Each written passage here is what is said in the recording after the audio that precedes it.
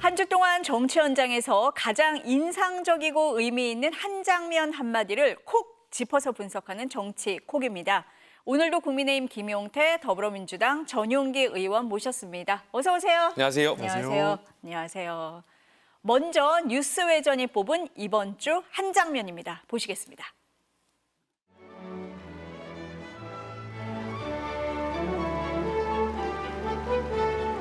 대한민국 만세!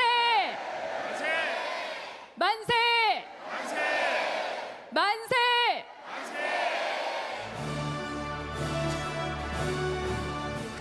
한반도 전체 국민이 주인인 자유민주 통일 국가가 만들어지는 그날 비로소 완전한 광복이 실현되는 것입니다.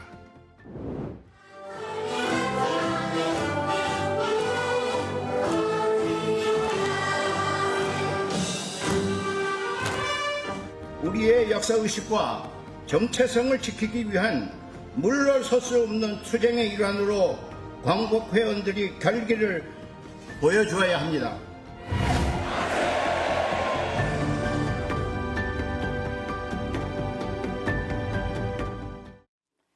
따로 광복절, 어제 광복절이었는데요. 어느 경축 행사 다녀오셨냐 이렇게 여쭤봐야 될 것 같아요. 우리 김용태 의원님 어디 다녀오셨어요? 저는 지역구 광복절 지역구 행사를 정부 있었습니다. 주최 광복 행사에 안 가시고요. 예, 가평 지역에 저희가 잠깐 홍보를 해드리면 네. 1945년 그러니까 네. 광복을 염원하면서 그때부터 했던 축구 대회가 79년 된 네. 축구 대회가 있습니다. 그래서 저희 지역구 주민들과 함께 이 광복 축구 대회를 다녀왔습니다. 그 보통 국민의힘 의원들은 정부 주최 행사보다 지역구 많이 가세요? 지역구에서 네. 광복절 경축식 하신 분들도 많으신 걸로 알고 있고요. 네. 반반 정도인 것 같습니다. 대다수 또 반 정도는 정부 경축식 또 참석하고 있고요. 하고. 예. 어디 다녀오셨어요? 저는 광복회에서 주관한 경축시가 다녀왔습니다. 아, 분위기 어땠습니까? 거기는? 다들 좀 격양돼 있는 분위기였습니다. 그러니까 지금 우리가 광복한 이래로 이렇게 따로 경축식 행사를 한 것은 처음이지 않습니까? 네. 그리고 굉장히 또 친일 논란의 중심에 서 있는 지금 상황이기 때문에 굉장히 좀 격양돼 있는 분위기였습니다. 그래서 뭐 인사말을 하시는 분부터 축사하시는 분들까지 전부 제2의 광복을 맞이해야 되는 것 아니냐라는 말씀을 하실 정도로 굉장히 분위기가 좀 격양돼 있었고 좀 이렇게 마음을 다잡는 그런 네. 행사가 되지 않았나 저는 그렇게 생각합니다. 근데 이게 네. 언론에서 또 특히 정치권에서 따로 광복절 행사를 열어서 좀 눈살도 찌푸리고 하지만 이게 여야만의 문제지요. 제가 어제 가평도 가고 저희 지역 포천에 광복절 행사도 갔었는데 네. 지역에 계신 분들은 뭐 누가 주최하느냐 이것보다는 그냥 광복에 대한 이 축제 그리고 우리가 정말 일제강점기 때 독립투사들에 대한 고마움, 헌신 이걸로 지역에서 다 뭉쳐져 있기 때문에 정치권에서만 이걸 지금 갈라치기 하고 역사에 대한 논란까지 이어지는 것 같아서 좀 가슴도 아팠습니다.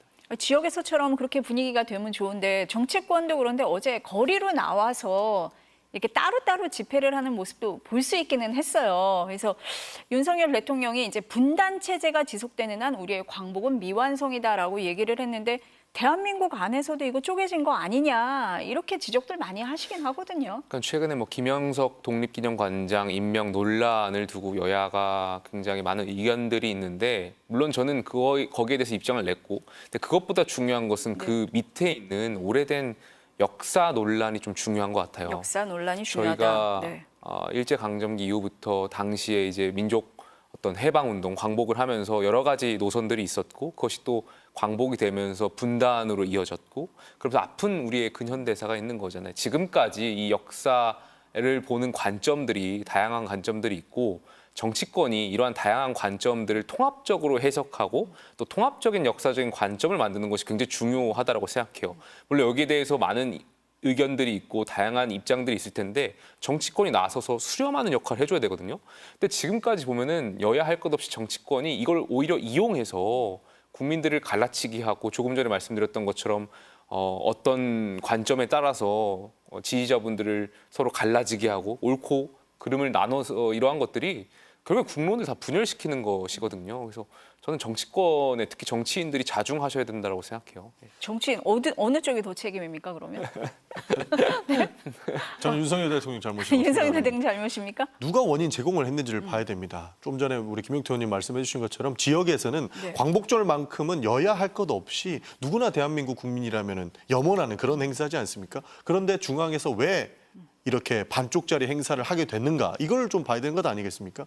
사실 저는 이 논란까지 갈 거라고 생각도 안 했습니다. 광복절이기 때문에 모두가 한마음 한뜻으로 갈 줄 알았는데 결국에는 친일 논란이 나왔던 것이고 친일 논란이 나왔을 때 대통령께서 적극적으로 문제가 있다라고 한다면 국민들과 소통해서 문제를 바로잡겠다라는 측면이었다면 반쪽짜리 행사 하지 않았어도 될 그런 문제였는데 내가 잘못한 거 없다. 나는 그냥 전면 돌파하겠다라고 하는 그런 분위기로 또 몰고 가다 보니까 이렇게 반쪽짜리 행사가 되지 않았나 싶습니다. 대통령 책임입니까? 약간 뭐 여기에 대해서 정부 네. 여당도 당연히 책임이 있죠. 그리고 물론 여기에 대해서 참석하지 않은 광복회에도 저는 분명히 문제가 있다고 생각해요. 다양한 의견이 있을 수 있는데 광복회도 정부 주최의 그런 광복절 행사에 오셔서 입장을 좀 피력한다든가 정말 광복이라는 것은 국민 전체에 대한 축제지 않습니까? 그럼 통합하고 대통령께서 국민 통합적인 메시지를 내셔야 되는 거고요. 광복 회장님뿐만이 아니라 각계 각층의 오피니언 리더들은 국론을 모아야 할 의무가 있다고 생각해요. 근데 그런 분들이 따로 나가서 이런 축제를 기념식, 경축식을 새로 여는 것은 저는 지양해야 될 자세라고 생각하고요. 그리고 조금 전에 이제 자꾸 민주당에서 친일 프레임을 거는데 이것도 너무 과하다라고 생각해요. 아니 어느 대통령이 자국의 대통령이 이렇게 일제 강점기에 그러한 역사를 갖고 있는데 그런 친일 행적을 하겠습니까? 이것도 너무 과도한 프레임을 지금 씌우고 있는 거예요. 그러니까 야당도 이 지금 역사에 대한 다양한 관점의 어떤 인식들이 다양할 텐데 이걸 가지고 계속 오랫동안 갈라치기 하는 그런 측면이 있어요. 그래서 야당도 이 문제에 있어서 좀 자중해 주실 필요가 있고 제가 거듭 말씀드리는 것은 대한민국이 특히 보수 정당이 이 독립 정신이 굉장히 중요합니다. 독립 정신을 기반으로 저희가 대한민국을 세웠고요. 또 호국 정신을 바탕으로 대한민국을 지켰고요. 또 민주주의와 산업화를 통해서 대한민국을 발전시켰습니다. 우리가 짧은 근현대사 동안 이 여러 가지 가치와 정신들이 위상을 다시 재정립하는 데 굉장히 중요한 측면이 있는데 이것들에 대한 상처를 많이 국민들이 갖고 계세요. 그래서 정치인들이 발언 하나하나를 굉장히 신중하게 하셔야 되는데 뭐 1945년, 48년, 또 19년 대한민국 시작을 어디로 볼 것이냐에 대한 문제도 굉장히 고민하고 굉장히 신중하게 발언해야 되거든요. 왜냐하면 독립하셨던 분들, 후손분들의 마음을 상처를 낼 수도 있는 발언들이잖아요. 너무 쉽게 얘기해요. 학자들도 본인들이 공부하셨으니까 어떤 본인들의 인식이 있겠지만 그걸 너무 쉽게 얘기하시는 거예요. 그게 결국엔 국민들한테 갈라치기 하고 또 정치권이 다시 이것을 국민들 갈라지게 이용하고 자기들의 지지층을 위한 그런 선동을 하고 프레임을 씌우고 그러니까 이런 거에 계속 반복된 역사였던 것 같아요. 물론 지금 대한민국이 분단도 겪고 있고 이러한 다양한 역사가 현재 진행 중이다 보니까 우리가 그러한 것들이 있는 것 같은데 야당도 제발 여기에 대해서 이제 그만 친일 몰이에 그만 해줬으면 좋겠다. 그러니까 상처를 내고 생채기를 냈다고 말씀 주시지 않습니까? 네. 그러니까 그 상처 생채기를 누가 줬느냐? 다른 뭐 이념적 갈등이 있는 행사 같은 경우에는 뭐 이념적 정쟁이다라고 치부할 수 있겠지만 광복절만큼은 그랬으면 안 됐다라는 말씀을 드리고 싶은 거예요.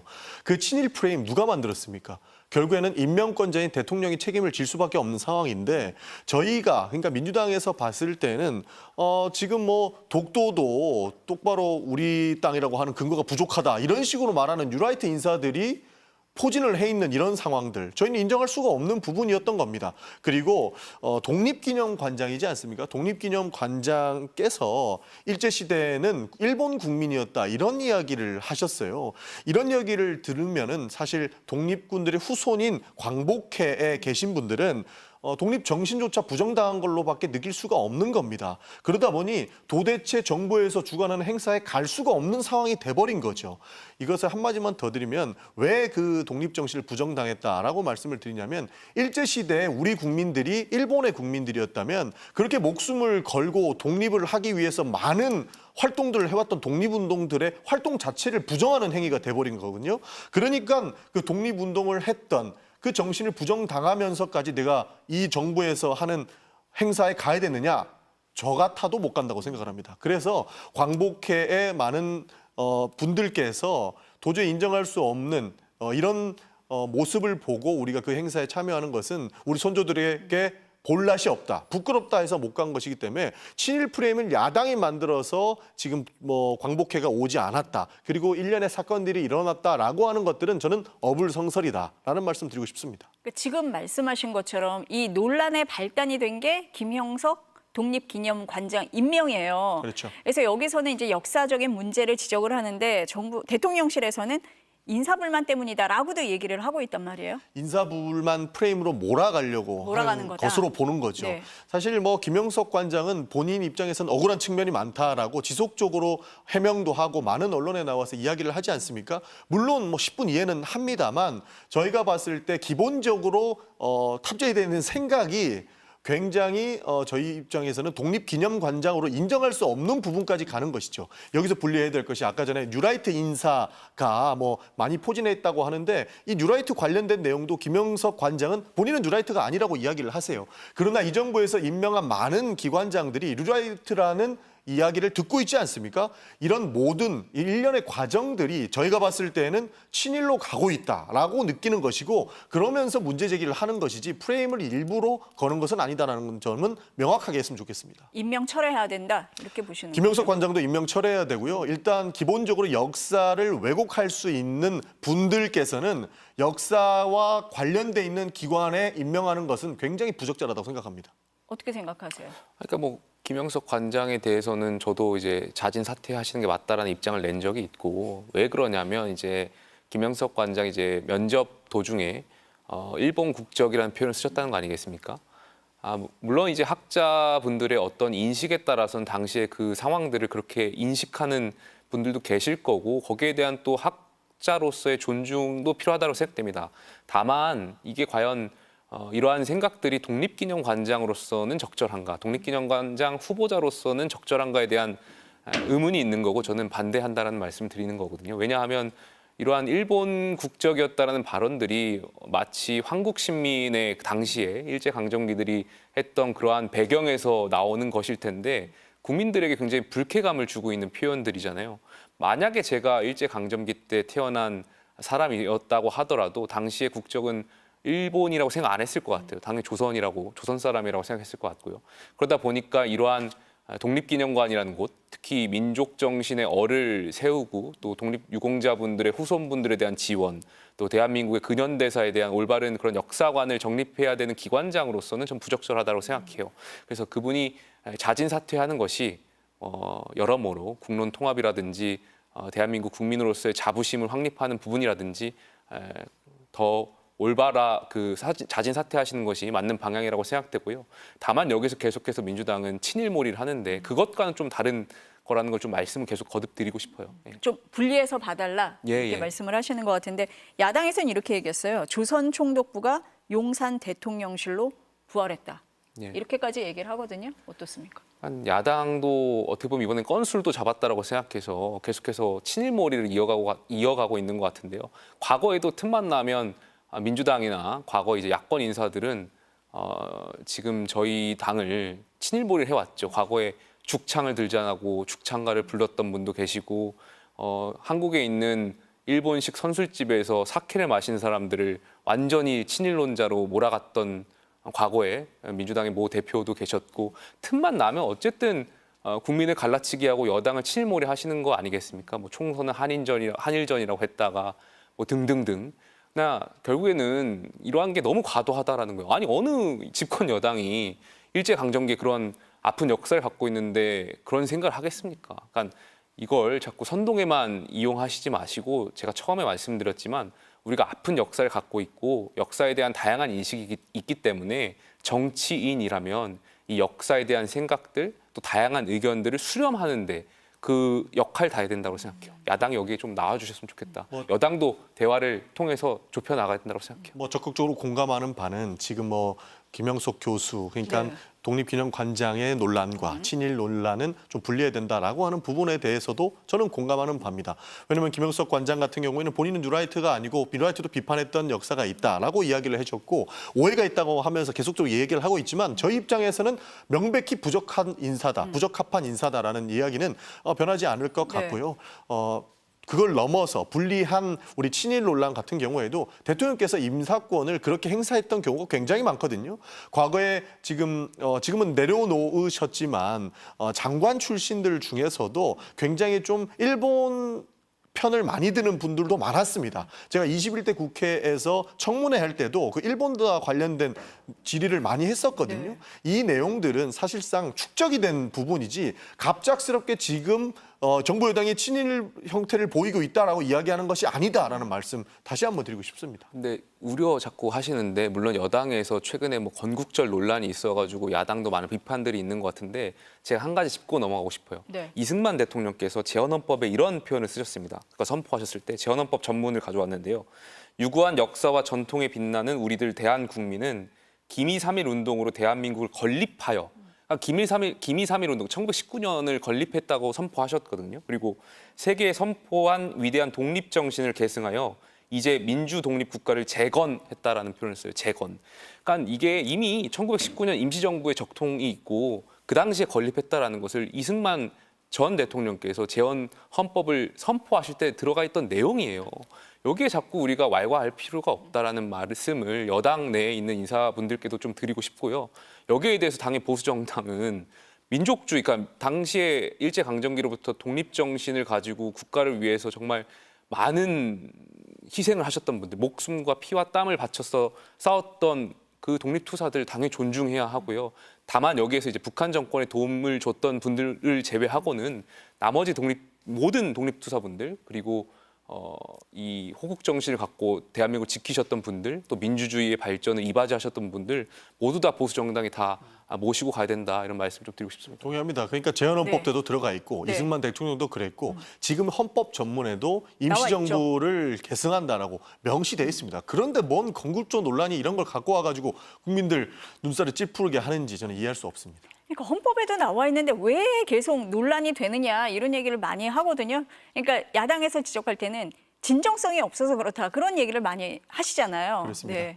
사실 그러니까 헌법을 부정하는 것 아니냐 하는 이야기가 거기서 나올 수밖에 없는 것이죠. 이미 나와 있는 내용임에도 불구하고 각종 논란이 나올 때마다 다시 사실 등장을 한다? 그렇죠. 여당 인사들이 등장을 시키는 것 아니겠습니까? 그리고 어저께만 해도 네. 강원도에 있는 광복절 행사도 또 부러지는 일이 있었다고 합니다. 김진태 지사가 나와서 또 건국절 논란과 비슷한 내용들을 불을 지폈고요. 거기에서 광복회에 계신 분들께서 이야기를 듣다가 나가시는 그런 상태까지 발발했습니다. 이게 비단 중앙에서만 있는 내용이 아니고 지역에 뿌리 내린 그런 정신들을 전반적으로 흔들고 있는 지금이다. 그런 형국을 띠고 있다라고 보고 있는 겁니다.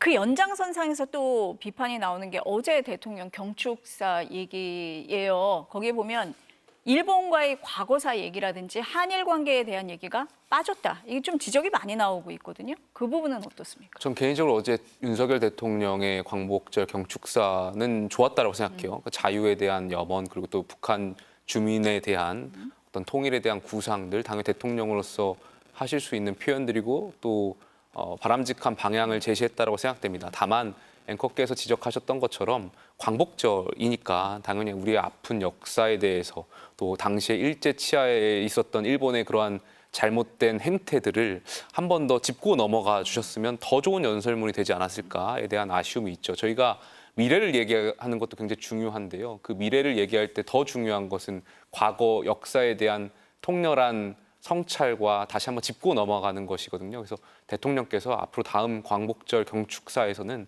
이 일본의 과거의 잘못된 만행에 대해서 한번 지적해 주셨으면 더 좋겠다 생각됩니다. 저도 자유, 통일, 대통령께서 말씀하신 거 좋다 이겁니다. 그러나 역사를 잊고 어떻게 미래를 향해서 나갈 수 있는지 이런 의문점을 안 드릴 수가 없는 거예요. 사실 일본은 지속적으로 거짓말을 하고 있고 역사 왜곡을 일삼고 있지 않습니까? 위안부는 없었다라고 이야기를 하고 있고 독도 문제도 계속적으로 왜곡을 하고 있고 심지어는 군함도 그다음에 사도광산 이런 것들 거짓말까지 해가면서 유네스코에 등록을 하려고 애를 쓰고 있습니다.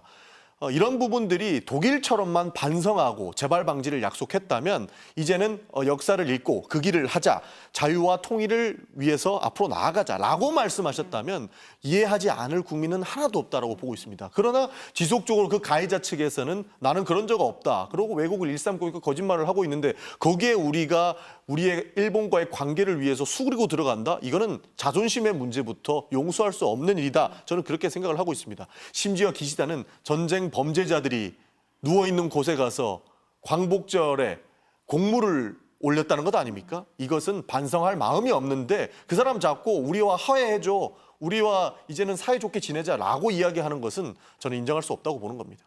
김용태 의원하고 비슷하게 여당 안에서도 일본과의 과거사에 대해서는 좀 짚고 넘어가는 게 좋지 않았나 이런 의견들은 꽤 나오는 것 같습니다. 저희가 이 얘기는 이 정도 하고요. 다음으로 좀 넘어가 보겠습니다. 뉴스외전이 뽑은 이번 주 키워드를 보시겠습니다. 결자 해지.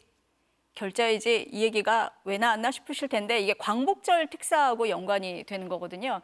그러니까 이번에 사면된 정치인 상당수가 윤석열 대통령이 검사 시절에 수사하고 기소했던 인물들이 많아서 이렇습니다. 결국 대통령이 돼서 풀어준 거 아니냐 이런 얘기가 나오는데 어떻습니까? 저는 자리에 따라서 당연히 역할이 달라져야 된다고 생각해요. 자리에 따른 역할이다. 검찰일 네. 때, 검사일 땐 당연히 법과 원칙에 따라서 공정하게 수사하고 이런 기소를 과정을 통해서 범죄자의 그런 유무죄를 밝혀내는 건 굉장히 중요한 역할이겠죠. 다만 정치인의 자세는 또 달라야 된다고 생각합니다. 정치인은 무엇보다도 국민 통합이 우선되어야 하고요. 이런 대통령 사면권도 사실상 국민 통합을 염두에 두고 사용돼야 된다고 생각합니다. 그렇기 때문에 과거에 뭐 검찰총장으로서 검사로서의 역할과 이것을 또 연관지어서 해석하는 것은 다분히 정쟁적인 요소라고 저는 생각합니다. 이 또한 정쟁의 예. 한 일환이다. 어떻게 보세요? 앞뒤가 똑같았으면 네. 정쟁할 필요도 없었다고 보고 있습니다. 윤석열 대통령께서 가장 잘하시는 것이 결국에는 법과 관련된 내용 아니겠습니까?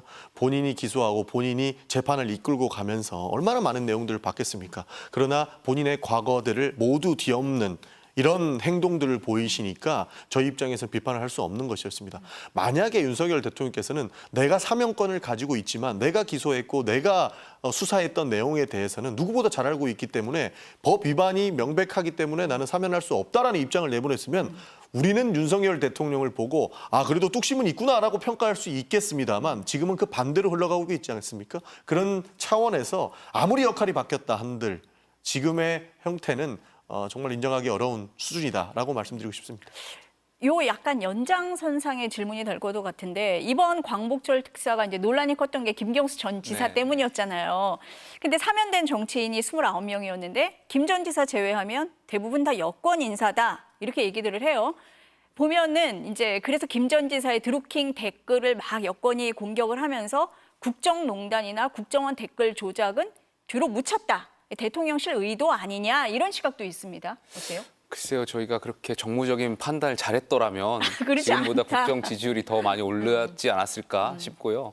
물론 이제 이 김경수 전 지사의 복권 문제와 관련해서 여당에서만 문제가 됐던 것이 아니라 야당에서도 여러 가지 논란들이 있었던 거 아니겠습니까? 그래서 그걸 과도하게 뭔가 여권 인사들을 위장하기 위해서, 포장하기 위해서 그랬다라고 주장하는 것은 너무 과한 추측인 것 같고요. 전혀 그럴 의도는 없었을 거라고 생각합니다. 예. 그 직접적인 얘기보다는 아까도 말씀드렸다시피 앞뒤가 다르다고 앞뒤가 다르다? 말씀드리지 어떤 면이요? 않았습니까? 그러니까 보통 사면권을 발동할 때는 기본적인 통합의 관점에서 접근을 합니다. 여야 정치인들을 사면해 줌으로써 많은 국민들께 메시지를 보내면서 통합을 이루지 않습니까? 그러나 지금 대통령께서 하고 있는 일련의 활동들은 완벽하게 통합과 반대되는 내용들을 하고 계시거든요. 예를 들어서 좀 전에 말씀드렸던 인사권 관련 내용도 정면 돌파하면서 풀어내고 있고 갈등 속으로 들어가고 있는데 사면권만 가지고 통합을 하겠다라고 하니 의도를 의심할 수 있는 그런 여건들이 충분하다. 저희는 그렇게 보고 있는 겁니다. 통합은 맞습니까? 충분히 저는 김경수 지사를 사면한 것에 대해서 환영하는 입장입니다. 그러나 이 통합의 관점을 보이려면 네. 앞뒤가 같아야 되는데 이쪽은 다르고 또 저쪽은 다르게 해서 나가는 것이 과연 통합일까 의문을 가지는 겁니다. 김경수 전 지사 얘기를 하니까요. 지난주 두 분한테 제가 여쭤봤어요. 김경수 전 지사가 복권이 되면 야권 정치 지형에 영향을 주겠습니까? 라고 여쭤봤더니 두 분 다 아직은 아닙니다. 라고 얘기를 하셨는데 지금도 그렇습니까? 달라졌습니까? 저는 같다고 생각합니다. 이미 민주당은 이재명 대표로 하는 일극 체제가 자리 잡고 있고 사실상 지금 전당대회 진행 중이지만 이재명 대표의 말 한마디에 최고위원 후보들 간의 순위가 변동되는 것을 저희가 목격하고 있는 거 아니겠습니까? 그렇다면 이미 이재명 대표가 이제 극성 지지층들과 함께 민주당을 장악했다라고 생각하고 있고요. 김경순 전 지사가 지금 상황에서는 민주당 내에서 어떤 공간이나 역할을 할 수 있는 그런 것들은 어렵지 않을까 생각이 들고요. 최근에 친명계에서 뭐 김경수 전 지사를 지명직 최고위원으로서도 이제 막 추측을 하는 것 같기도 하고 뭐 여러 가지 시나리오를 내고 있는 것 같은데요. 어려운 측면이 있다라고 보여지고요. 실제 김경수 전 지사가 정말 민주당의 새로운 지도부의 지명직 최고위원이 된다고 하더라도 그 룸에서 할 수 있는 것들이 없습니다. 이미 이재명 대표의 일극 체제가 최고위원 내에서 최고위원회 내에서 구성되었을 텐데 지명직 최고위원 1인이 거기서 뭔가 결정을 바꾸고 하는 것은 현실적으로 어렵다. 그렇기 때문에 저는 지금도 같다 예, 같은 의견이다. 그런 근데 생각입니다. 김 전 지사가 보니까 뭐 빨리 귀국을 하거나 그럴 것 같지는 않아요. 예정대로 이제 연말에 귀국을 한다. 사회에 보탬이 되는 역할을 뭐 생각해 보겠다. 뭐 이런 얘기를 했잖아요. 그럼 그 이후에는 뭐 행보나 상황이 달라질 수 있는 여지가 있다고 보세요? 여러 가지 변수가 네. 있을 것 같습니다. 아무래도 지금 정치권이 계속해서 이렇게 유심히 지켜보고 있는 것이 이재명 전 대표에 대한 판결이거든요. 그 이제 가을 정도에 예고되어 있기 때문에 전반적으로 김경수 전 지사도 이재명 전 대표에 대한 어떤 판결, 사법부의 판단을 좀 보고 판단하지 않을까에 대한 생각이 있고요. 뿐만 아니라 조국 혁신당 대표에 대한 판결도 예고되어 있고요. 저희가 많은 정치인들에 대한 사법 판단들이 특히 야권 인사들에 대한 판단들이 예정되어 있기 때문에 아마 연말 정도는 돼야 본인이 그 판단에 따라 변수들을 보고 움직이지 않을까 개인적인 생각이 있습니다. 어때 야권 안에서는 어떻습니까? 아직까지 큰 움직임은 없는 것 움직임은 같습니다. 없다. 네. 말씀드렸다시피 지금 정치 지형이 변화되기에는 아주 어려운 일들이 있습니다. 야권 내부에서도 지금 내부 싸움할 때가 아니다. 초유의 사태들이 지속적으로 그리고 날이 가면 갈수록 늘어나고 있는 상황이기 때문에 한 곳으로 힘을 모으자라고 하는 지점이기 때문에 네. 아직까지 정치 지형의 변화는 없는 것 같습니다. 그러면 이후에도 뭐 별로 변수는 없을 것 같다. 이후에 제가 미래를 점칠 수는 없지만 한동안은 네, 그리고 네. 윤석열 대통령이 계시는 한은 정치 지형의 변화. 여권 때문에라도 야권은 뭉칠 수밖에 없다 이런 그렇죠. 거예요. 큰 변화는 이루기는 좀 어려울 것 같습니다. 네. 그러니까 기본적으로 정치 지도자들이 네. 앞에 나가서 비전을 제시를 해야 되는데 하나의 비전이라는 겁니다. 지금 상황은.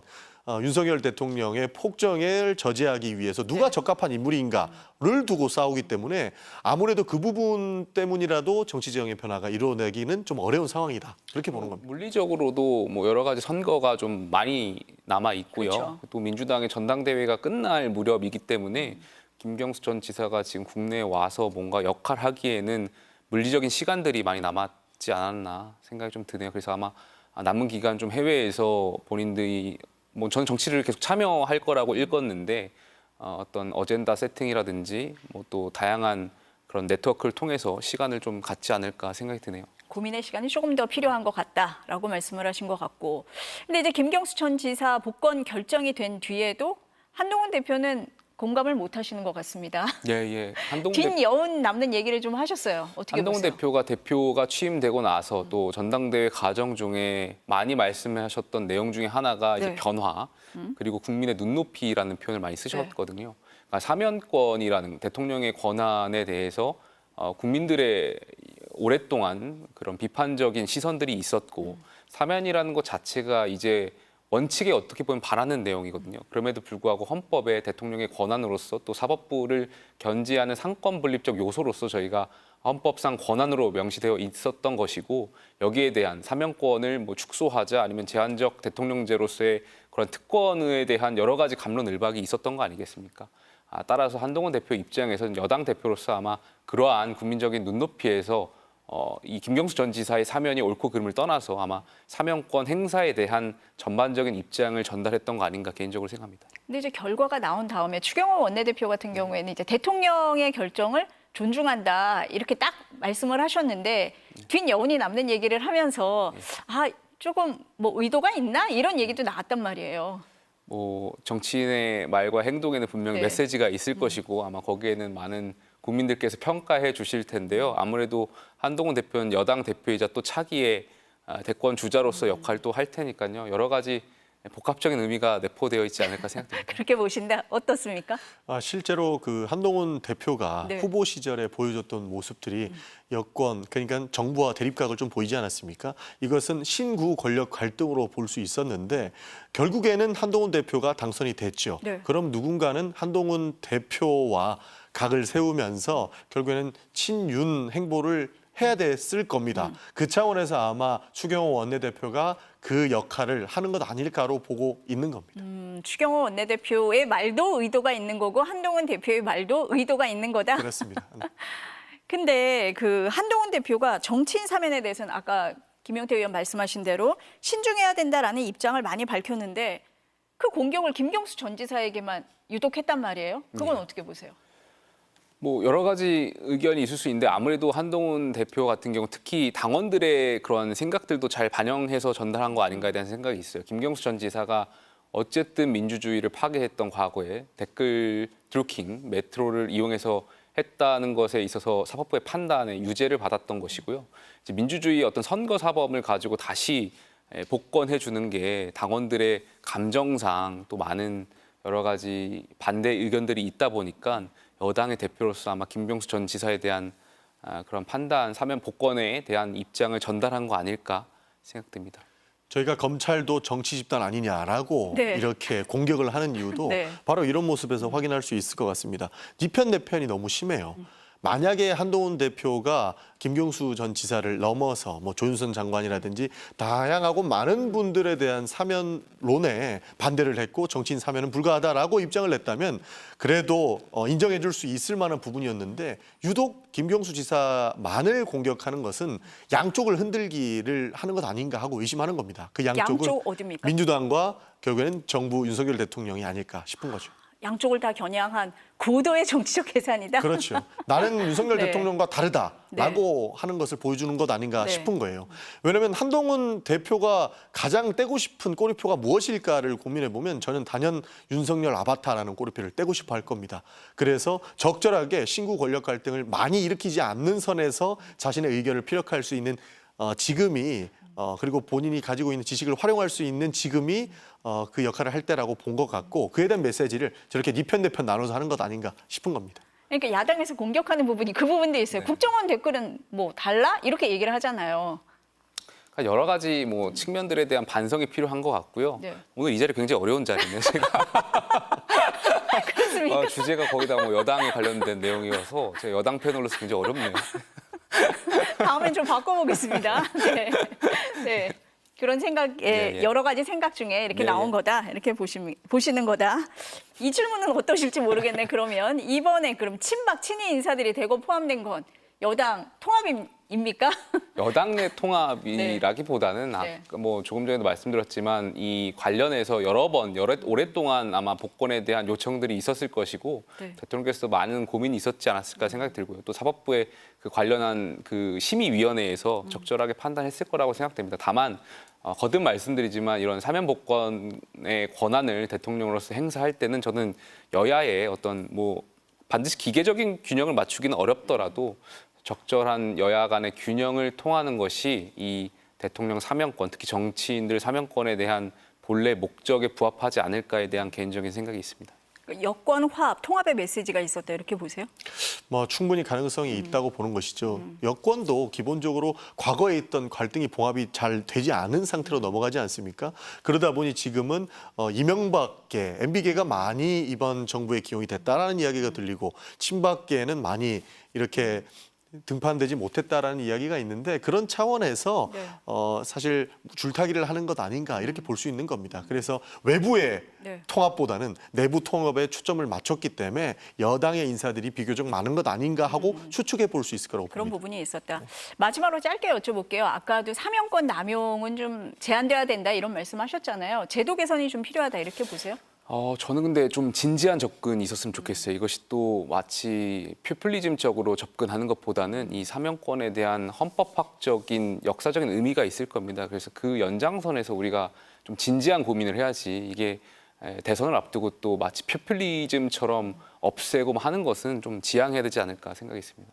어떻게 보세요? 그러니까 통합 차원에서는 충분히 뭐 좋은 지점도 있다라고 보지만 모든 것이 장단점이 있지 않겠습니까? 정치인 사면권도 특혜성으로 보인다면 이 부분도 재논의 되어야 될 부분은 충분히 남아 있고 이 또한 국민들의 의견들을 많이 받아들여야 된다라고 보고 있습니다.